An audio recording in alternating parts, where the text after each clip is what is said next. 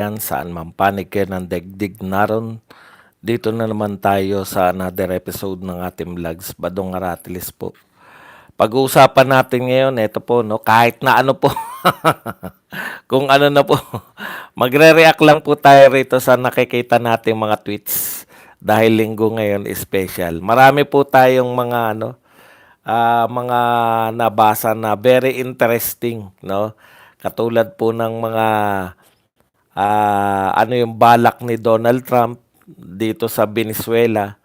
At eto rin po yung meron din po si Elon Musk na prediction, no?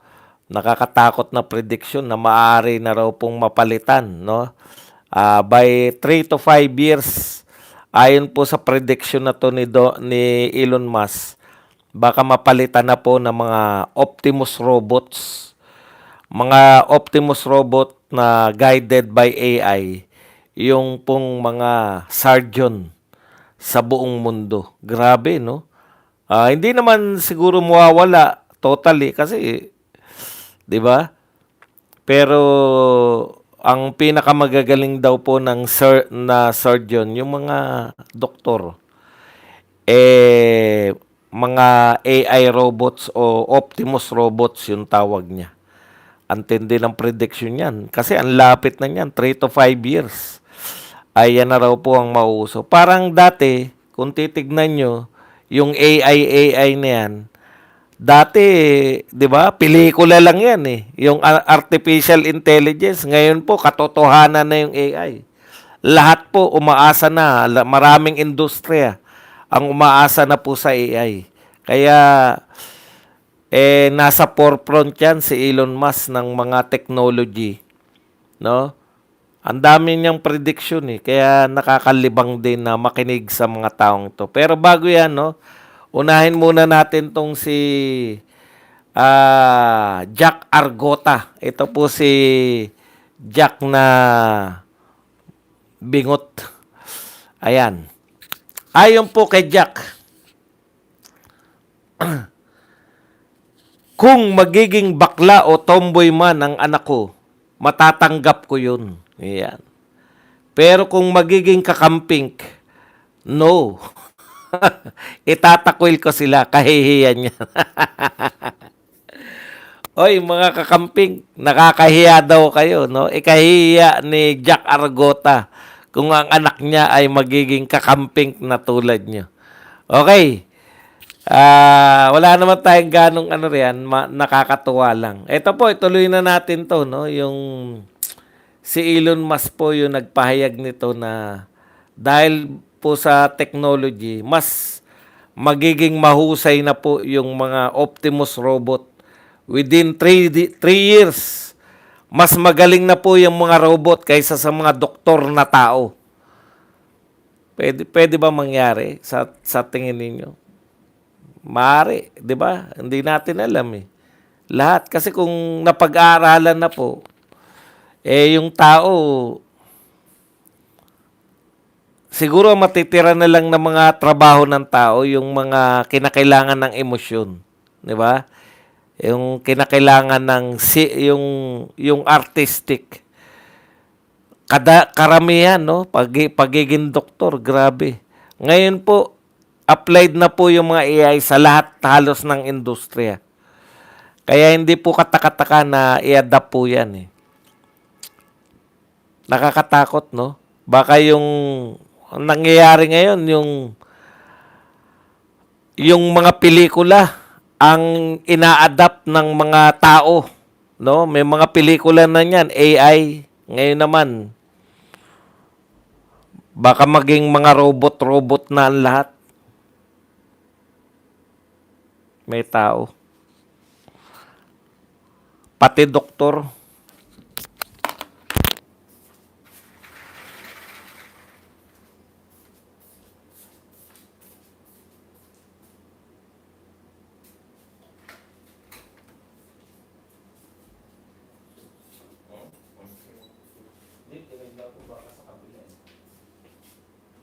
Mag-lunch na kayo doon. Ayun o, mag-lunch na ako maya pagkatapos ko. Para diretso na tayo. Ha? O sige, pag hindi obra, tawagan nyo ka. Mamaya na kayo tumawag basta mga after 30 minutes.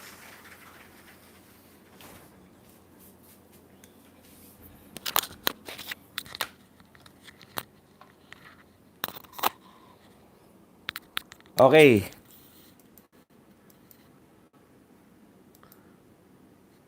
So, isa namang good news tungkol pa rin po sa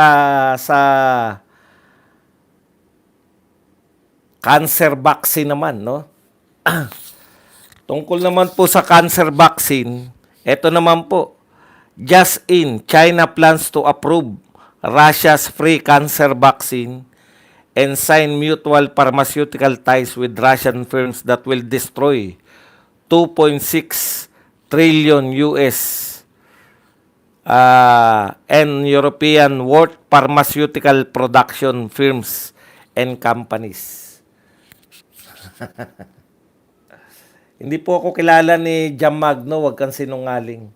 Russia and China will jointly produce cancer vaccines that could gain 1 trillion revenue in 2 years by selling to its allies. Okay, isa naman pong good news to kung ngayon po kasi sinearch natin ng konti.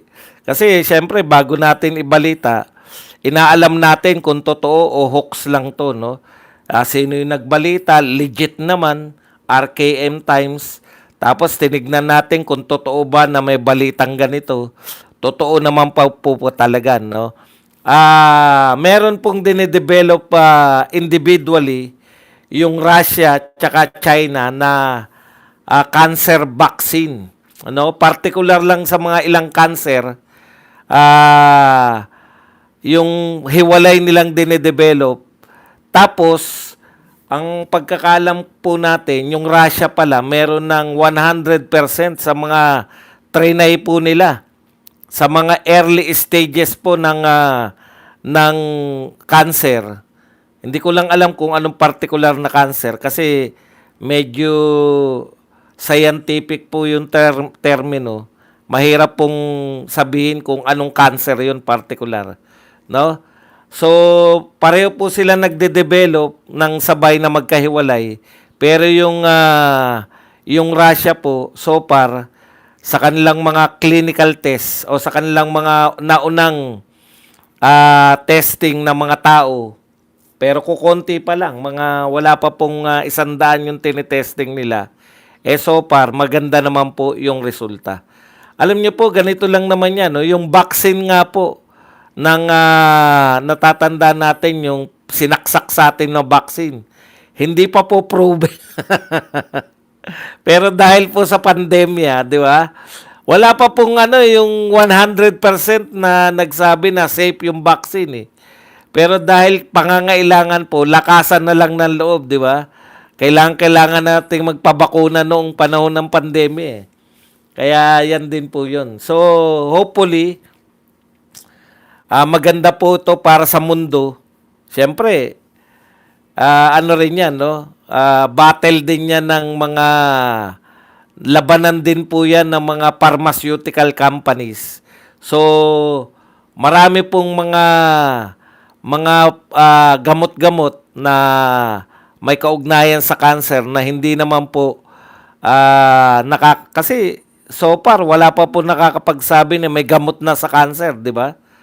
Yan po yung sabi nga, ang tagal-tagal na yung cancer na yan, hindi pa nakaka-imbento ng bakuna. Samantalang itong, nung nagkaroon ng pandemya, ang bilis eh. Labas agad eh. Anyways, yun po siguro yung pagkakaiba, no? Maraming test muna na ginagamit. So kung totoo po to, na magkakaroon na po ng cancer vaccine, o madedevelop na po yan, yan po ay magandang breakthrough sa atin pong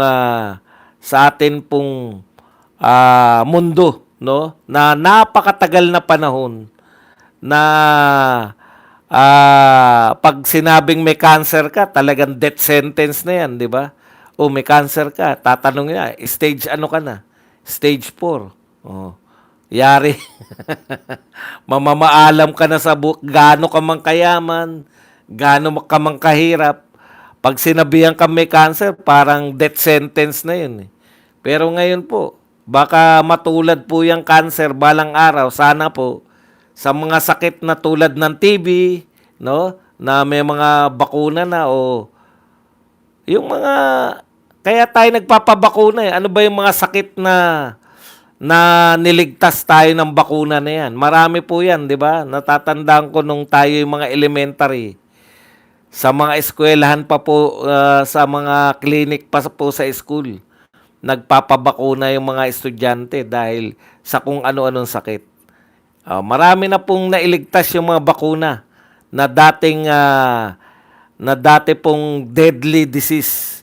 Pero dahil po sa mga bakuna ay history na lang sila.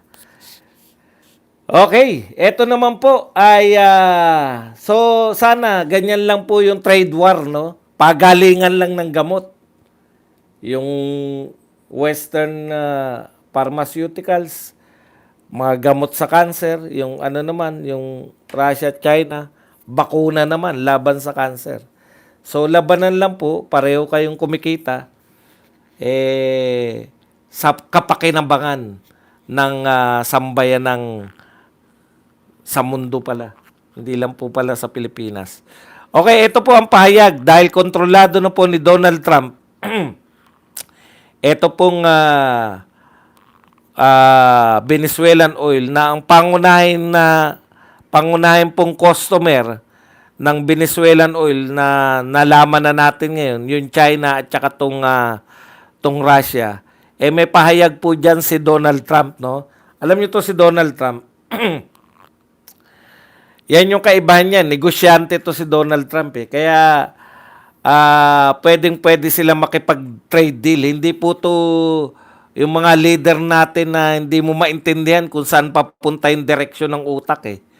Si Donald Trump, palibasa negosyante, kita muna, no? Kung saan may pakinabang. Alam na po natin ngayon lahat, hindi na sila nagkukunwari na oil talaga yung isa sa mga pangunahin nilang pakay dito po sa Venezuela. Kaya sabi naman ng US, eto po, China can buy all the oil they want from us. Okay. Pwede pong bumili ang China at Russia ng oil pero bibili na po sila sa US oil companies. Kung gusto nila ng crude oil, yung hindi pa sila pa yung magde-develop, pwede rin.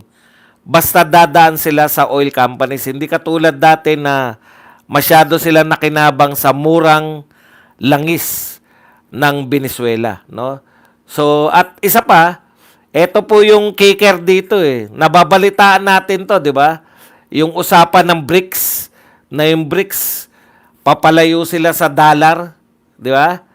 Alam niyo powerful po kasi ng dollar dahil ang after World War II, after World War II, lahat po ng tao sa mundo, palibasa ang US lamang po ang hindi devastated. Eto po yan para lang po lumawak-lawak yung ating kaalaman dyan. Kailan po nagsimula na ang US na po ang pinakamakapangyarihan, pinakamayamang bansa?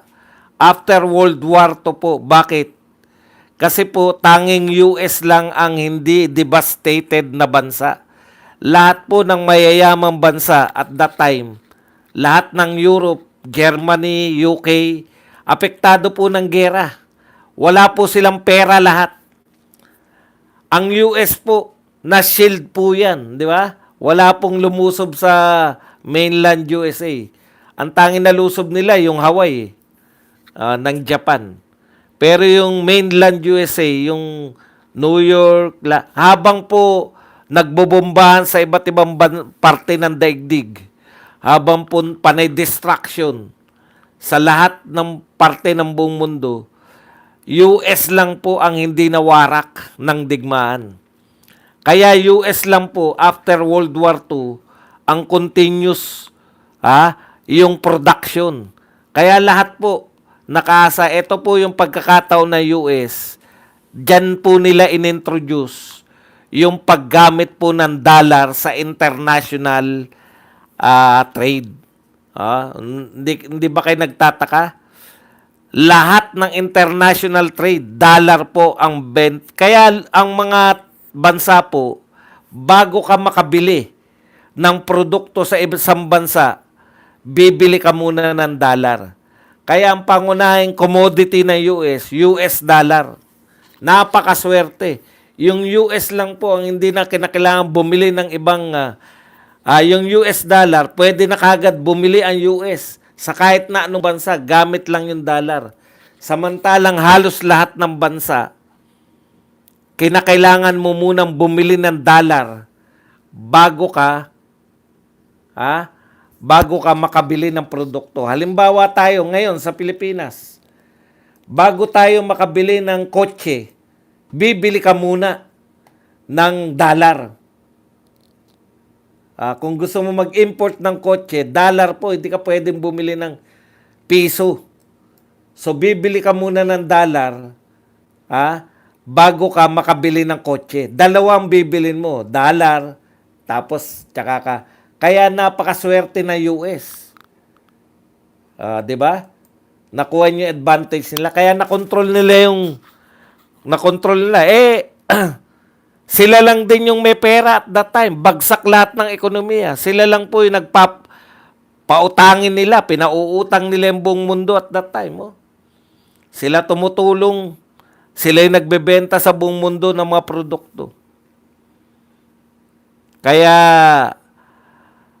hindi po by design, hindi po dahil natsambahan lang ng US na yung inimpose po nila. Inimpose nila sa mundo na ang gagamitin natin na kalakalan, etong US dollars. Ngayon, tinatag po yung BRICS ng Brazil, Russia, India at China. Ano yung isa? South Africa, BRICS. Patungo sila sa de-dollarization.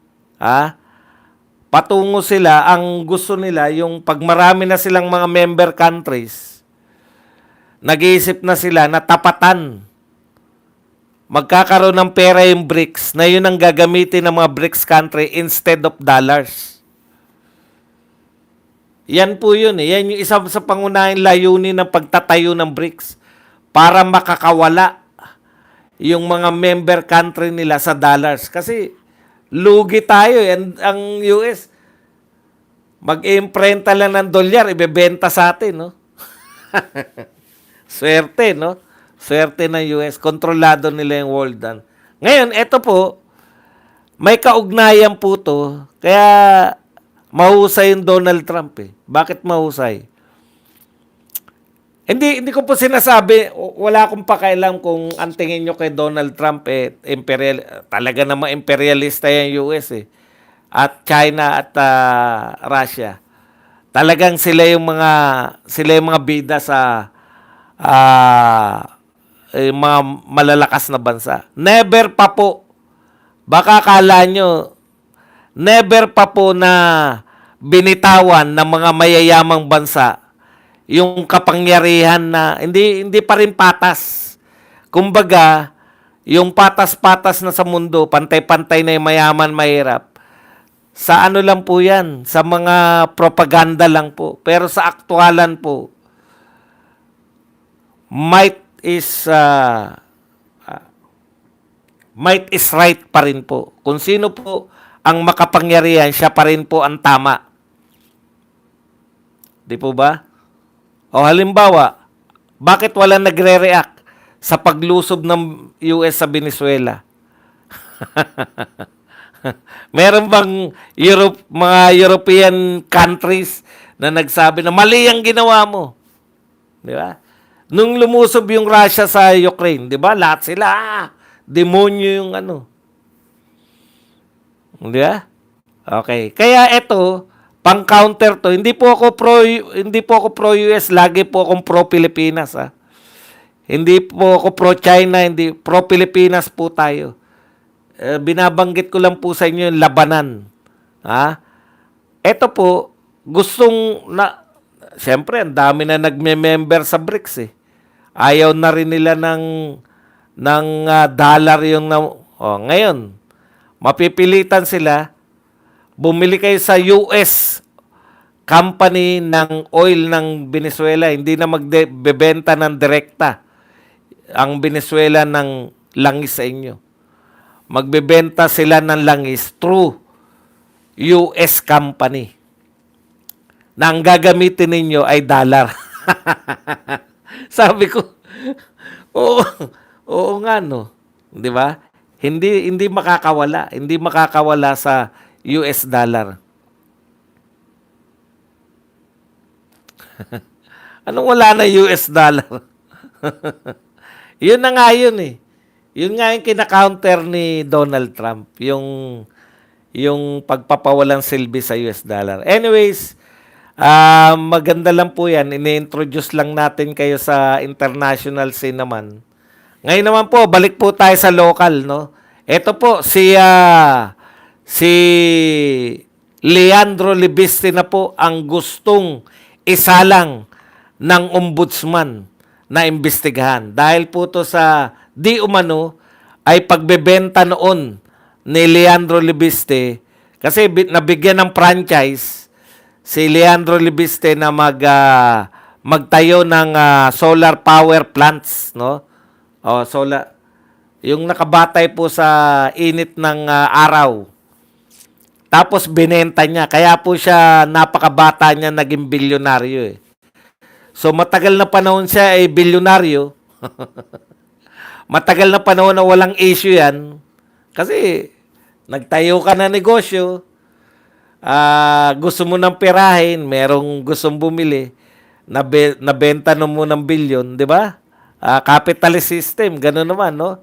Gusto mong kumita, mga startup, uso yan eh, sa mga batang entrepreneur. Magkikreate sila ng negosyo, pag sumikat yung negosyo nila, ibebenta nila, bilyonaryo na sila. Tapos magkikreate na naman sila ng panibagong negosyo.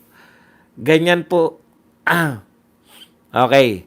Yung naging negosyo niya. Parang sa atin, wala naman tayong alam dyan sa kalakaran na ganyan. Tinanggap natin siya na bilyonaryo, na walang issue. Walang issue, di ba? Bigla ngayon, naging congressman siya, ang dami niya natatapakang mayayamang at magnanakaw ng mga kapwa niya congressman, no? Ang dami niyang natatapakan ng mga magnanakaw diyan sa flood control projects. Ang dami niya nabubusisi. Ayan. Biglang-bigla, instead, yung natutuklasan ni Leandro Libiste na mga katiwalian sa gobyerno, instead na ipursu ng ombudsman, kasi siya lang po eh. Sa kanya lang po natin naririnig yung mga bagay na ito. Ang tagal na pong maraming congressman. Ang tagal na po ng gobyerno ng Pilipinas. 1898 pa na itatag na po yung gobyerno ng Pilipinas. Ngayon lang po tayo talagang yung paper trail. Yung talagang sinasabi natin na nagtuturo kung sino ang mga nabibigyan o may mga parte, no? Ngayon lang po, dapat po pinupurso to ng isang independent, ng isang hindi mga magnanakaw na gobyerno.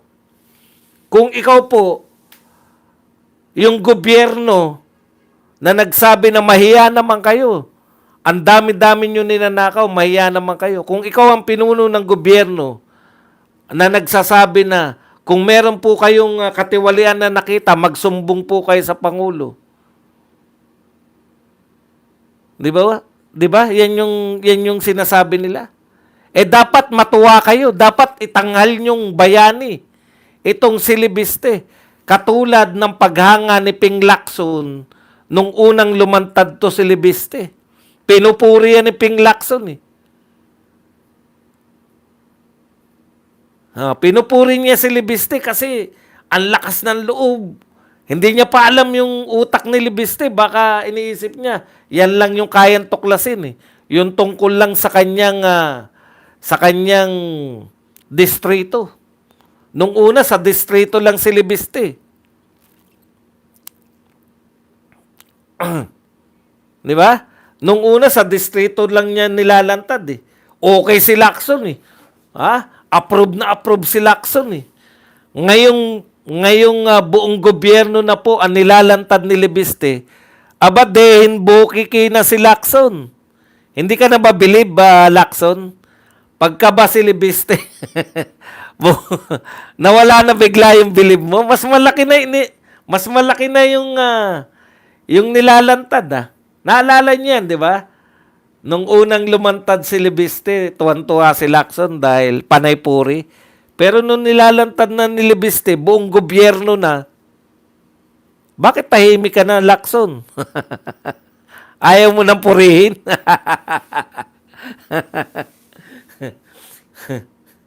Okay.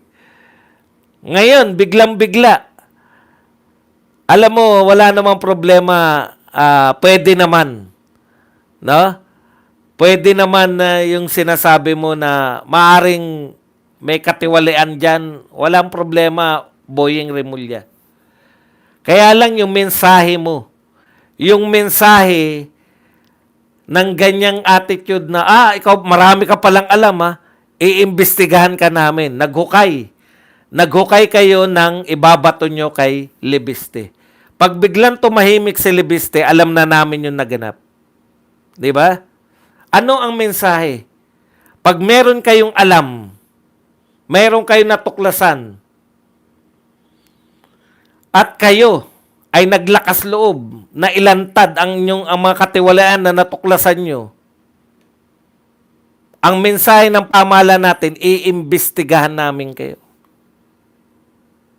Di ba? Simple lang. Uunahin namin kayong imbestigahan. Baka unahin pa namin kayong ipakulong kaysa sa mga totoong magnanakaw. Ang tagal na po. January 11 na. Wala pa ring nakukulong. January 11 na, nag-resign na lahat. Yung ICI. Hindi pa rin po binubuwag yung ICI. Bakit hindi binubuwag? Lahat na ng tao sinasabi, wala na yung ICI. Ano pa silbi niyan? Kaya po hindi binubuwag yan para kunwari, meron pa silang ginagawa. Kunwari, nilalabanan pa nila yung corruption. Alam niyo po, yung mga tao yung nung araw, involved sa corruption, yung mga star witness. Involved po sa corruption yung mga star witness. Di ba? Star witness ni Napoles. Pamangkin niya. Involved ba yung pamangkin niya? Oo, siyang araw yung tagasulat ng mga peking pangalan. Doon sa peking NGO.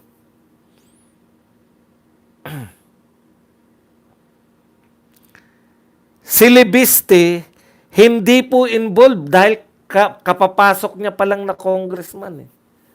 Pero hinanapan po ng mga, ibig sabihin, ang attitude dapat, kung gusto mong malutas, kung gusto mong makapagpakulong ng mga mastermind, kung gusto mong matukoy ang sindikato, kahit na yung naglalantad may kasalanan, gawin mong star witness mo, gawin mong, di ba? Gawin mong state witness. Katulad ng mga pagkakaalam natin. Dito po, hindi.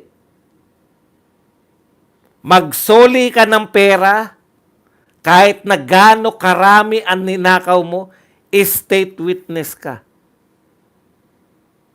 Kumanta ka, magsalita ka, ituro mo yung mga inaakala mo na mastermind.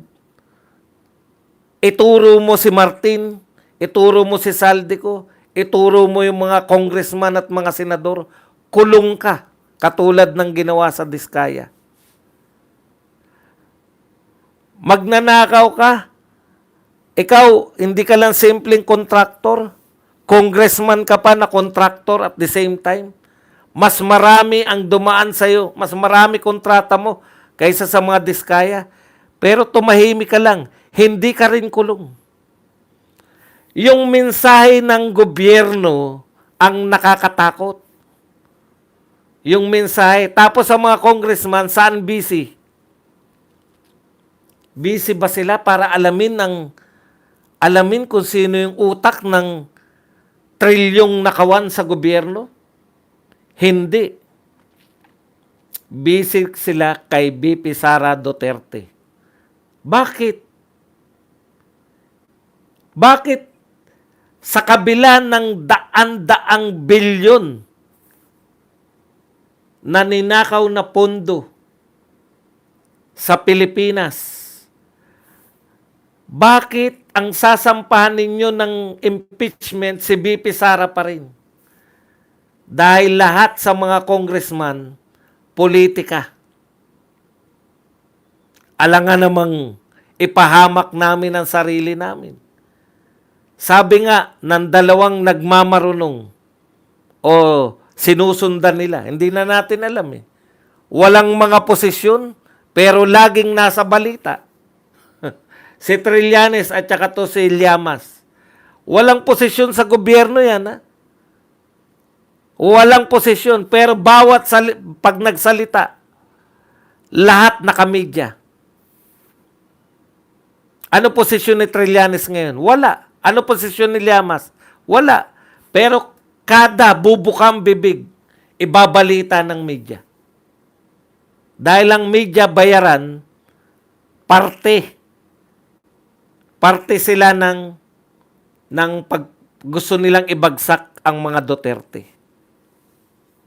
Ngayon lang ako nakakita. Walang posisyon. Nung nasa posisyon naman sila, wala namang mga kakaibang ginawa yung mga yan. Pero continuous.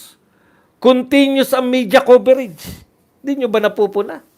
Hanggat continuous yung paninira nila sa mga Duterte, continuous ang kanilang media coverage. Doon na tayo lang lahat eh. Lahat tayo ngayon sa politika. Ang politika, kahulugan nila ng politika, anti-Duterte ka dapat. Ano sabi ng dalawa na yan? Dalawang mapagmarunong. Ngayon ang labanan, all-out war to, 2026. Kasi after ng 2026, wala na. Tablado na sila. Ano po ang kahulugan?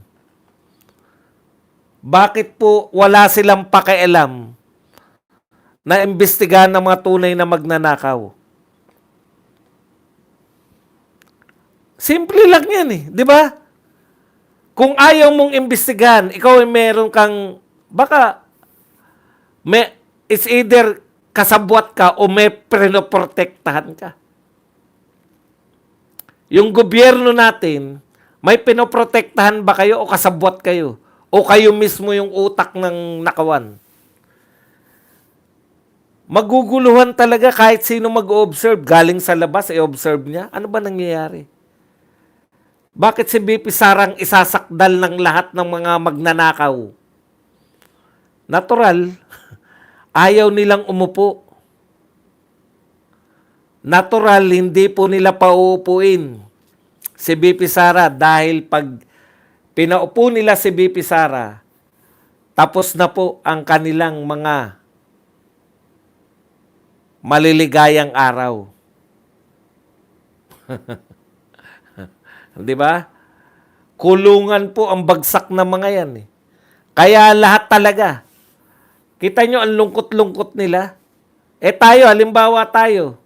Wala tayong magagawa kung yan nananalo. Pero sila, kinakailangan nila na hindi patakbuhin si VP Sara dahil yun lang yung chance nila para manalo.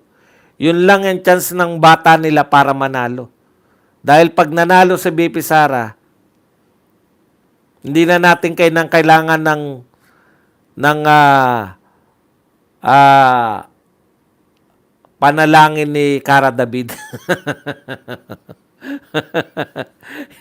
Hindi na natin kinakailangan ng divine intervention ng Santa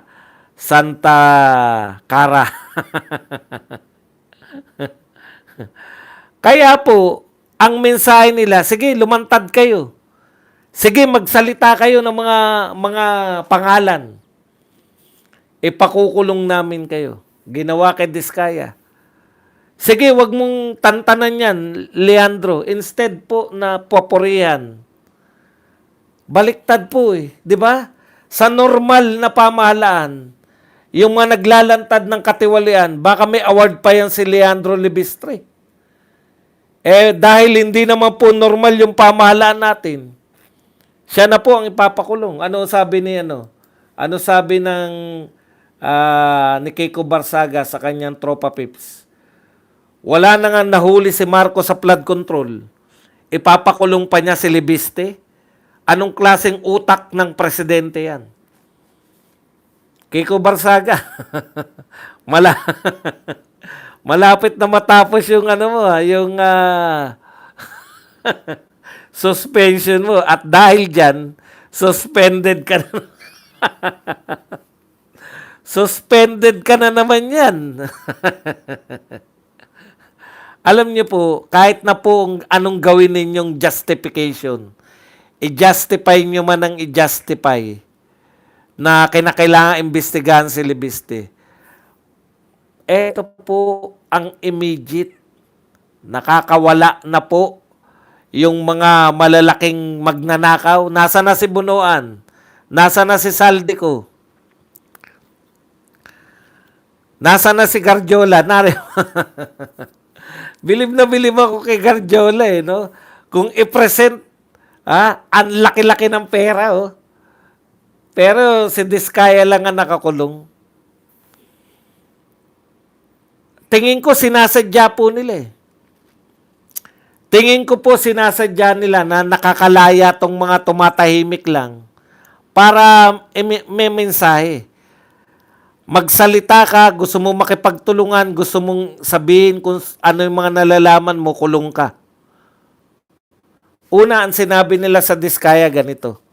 Di ba? Ano sinabi nila sa Diskaya? Mukhang may tinatago yung Diskaya eh. Tsaka wala naman nagko-corroborate. Sana kung meron silang dala-dala ng mga ledger. Gusto nilang sabihin na invento lang eh. Wala talagang ledger eh. Nung sumunod, may ledger ka ba talaga? Opo, meron po. Ako po hanap. Sige, dalin mo rito yung ledger. Meron ng ebidensya, ledger, na nagtuturo kung sino yung mga pinagbigyan nila. Sinabi na lahat ng Diskaya, lahat ng alam nila, lahat na nang itanong. Bigla na lang tumahimik sa mga Diskaya. Ipakulong na lang yung mga Diskaya na yan. Marami pa lang alam, ipakulong na lang. Baka kung sino-sino pa ikanta. Mensahe po yan. Marami kang alam, dapat manahimik ka. Kumusta naman yung mga umamin na ghost project talaga yung ginawa nila? Ang dami sa Bulacan, di ba? Mga umamin sila na ghost project yung ginawa nila. Nakakulong na ba? Wag na natin pag-usapan kasi tahimik lang sila eh. Para lahat ng may alam, maging halimbawa sila, kahit na umamin yung mga yan na ghost project, kahit na umamin na kumita yung mga yan, basta tahimik sila, hindi makukulong. Kahit na gaano karaming nakawin, basta nagsoli, walang kaso pa rin. Ang galing. Star witness o state witness. Ang galing, no? Kaya ano ngayon na ang mangyari? Kahit may alam ka, si Gutesa may alam. Sabi niya siya nag-deliver. Nasaan na si Gutesa ngayon? Sabi niyo, wala naman nagko-corroborate kay Gutesa eh. Kinabukasan, inatake kaagad si Gutesa eh. Sino umatake? Yung nag-iimbestiga mismo. Si Lacson mismo ang pinagdudahan si Gutesa. Samantalang nakaharap siya ron. Pwede niyang tanungin kung anong gusto niyang tanungin. Naghintay pa ng kinabukasan bago siraan. Wala na si Gutesa. Nasaan na si Gutesa ngayon? Wala na si Gutesa.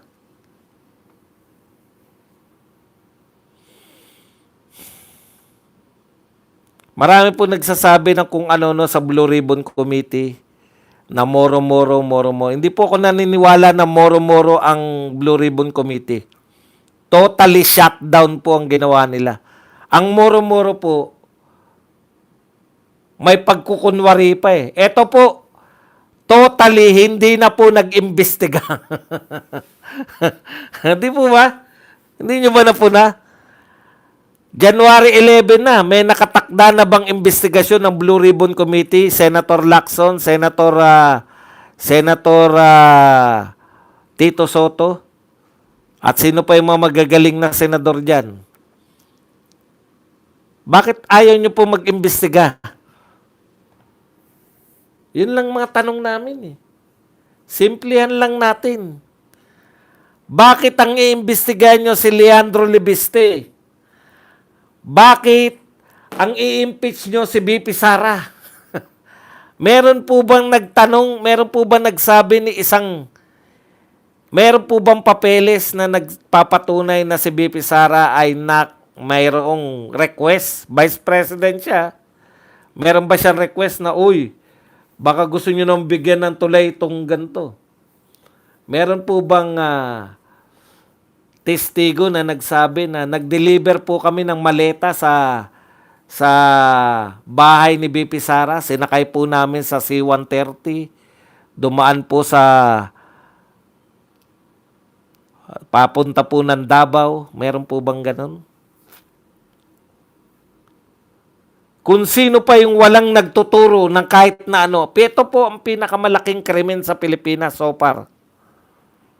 Pinakamalaking krimen sa Pilipinas. Ang dami na po namatay sa baha. Hindi na po to simpleng nakaw lang. Binubulsa lang. Marami ng taong napapahamak. Yung walang kinalaman sa krimen, yun po ang kanilang i-impeach. Kaya tayong taong bayan, tayo po magsabi, mahiya naman kayo. Pati po yung isa, alam po natin yung mga kakampi nyo, yung mga simbahang Katoliko, yung mga matataas na kardinal, kakampi ninyo.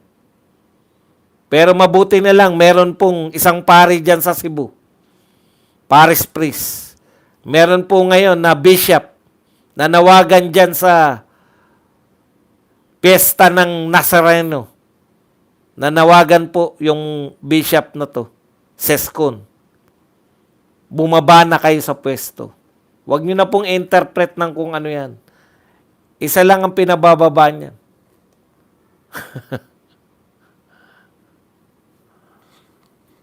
Mahiya po kayo. Kung ang makukulong po si Leandro, hindi po siya pari, bishop po siya. Pinuno po ng mga pari yan. Hindi po yan pari lang, bishop.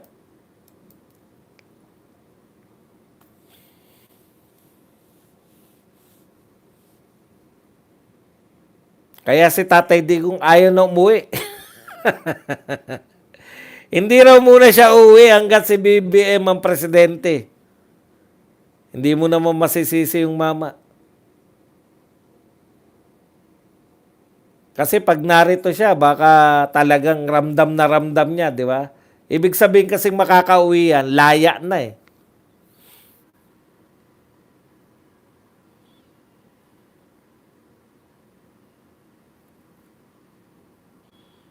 Tapos umaangal po si Father Flavi.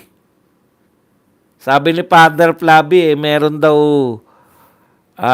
orchestrated attack against him. Alam niyo po, orchestrated attack.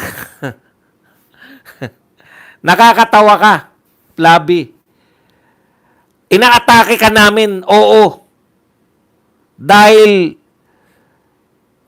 binababoy ninyo yung kaisipan ng mga Pilipino. Wag na yung personal mo. Kung ikaw ay mael ka, may taglay ka ng kung ikaw ay magsaysay awardee, wala na akong pakialam dyan. Yung sampahan ninyo ng kaso, si Sara Duterte, nang wala naman kayong sinasabi kung anong kasalanan, yan ang pinakamalaking kasalanan mo, Flavi. Ibig mo sabihin, hindi ka atakihin, umaangal orchestrated attack. Ano orchestrated attack? Kahit sino po, automatic yan. Kahit sino po, ang mamababoy sa mga Pilipino. Binababoy niyo ang mga Pilipino dahil yung Vice President, sinasampahan ninyo ng kaso na wala naman kayong sinasabing anong kasalanan. Bakit kayo nagsasampa ng kaso? Tapos sasabihin nyo na inaatake kayo, orchestrated. Hindi po orchestrated yan. Ang tawag dyan, ano na nga yun? Yung organic attack yan. Pag narinig namin na inatake nyo yung mga Duterte, automatic po, atakehin namin kayo. Yan na lang ang kaya namin eh. Wala kaming power. Wala kaming militar, police. Wala kaming mga ombudsman. Wala kaming DOJ. Wala kaming media. Social media lang kami. Ibig nyo sabihin, ang 80% ng Pilipino na naniniwala sa mga Duterte, 96% doon sa Mindanao, mga 90% dito sa buong Visayas. Ibig nyo sabihin, hindi kami aatake, inaatake nyo yung mga Duterte. Hindi mo nga lang inatake, Plabi. Sinampahan mo pa na reklamo. Tapos aangal ka, inatake. Ayaw mo pala maatake. Magkulong ka sa kwarto, magsaysay awardee ka. Walang